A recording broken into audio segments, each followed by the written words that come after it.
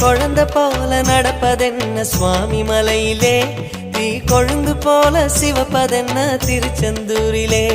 முருகா முருகா முருகா முருகா, குழந்தை போல நடப்பதென்ன சுவாமி மலையிலே, தீ கொழுந்து போல சிவப்பதென்ன திருச்செந்தூரிலே. குழந்தை வேலன குஞ்சி விளையாடலாம், கோபக்கார குமரன எப்படித்தான் ஆடலாம். குளத்தை போல மனசு கலங்குது, குமரா தெளிய வச்சா ரொம்ப நல்லது.